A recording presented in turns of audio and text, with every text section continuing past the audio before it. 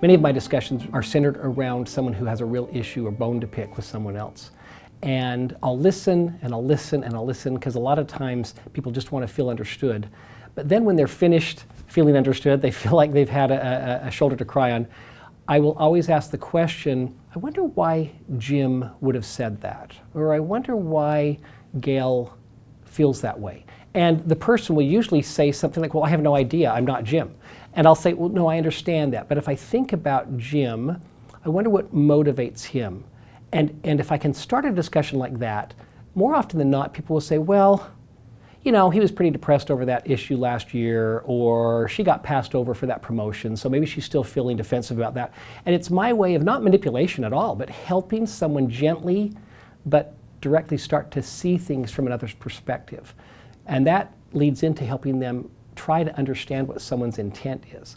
And when we can get that type of a conversation going, it's not always easy, but it becomes easier to start to assume maybe that everyone doesn't have it out for you, or bad intent. But in general, people have good intent. When people have emotions that are high, whether they're high because they're frustrated or whether they're high because they're happy, first and foremost, they just want to be understood.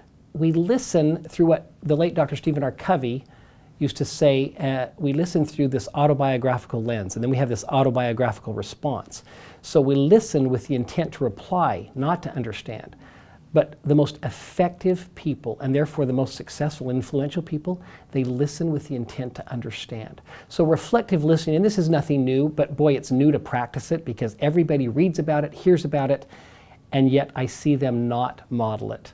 And I'll tell you, modeling it is magic. When someone says to me, gosh, I can't believe that they put that policy out. I'm so frustrated with this thing, and blah, blah, blah, blah. I will listen, and all I will say, and it's not manipulative, it's just because I want to understand, I'll say, sounds like you're pretty frustrated with the policy. Well, yeah, I am, because, and then they'll go on for 5 minutes or 20 more minutes, and they'll finish that, and I'll just comment on, so it seems like it's really got you considering maybe a change in your career. I'm making this up.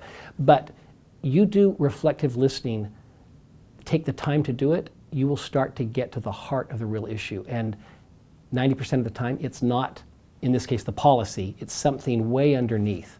And all I had to do was listen and reflect back to the person what I'm hearing them say and what I'm thinking they're feeling. There is a time then for clarifying questions, not probing, not prying, not trying to judge or agree or disagree, but saying, so am I clear in understanding that you think the policy is wrong because of such and such? That's a clarifying question. Or am I understanding you correctly that you believe Joe has taken more vacation than anybody else in the department? That's a clarifying question. It's not, you're not agreeing or disagreeing, you're not prying into or trying to figure somebody out, you're just trying to clarify and understand.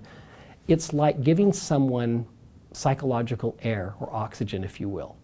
And when we take the time to do that, we actually start to resolve things much quicker than if we jump in ahead of time and try and resolve it without knowing what's at the heart of the issue.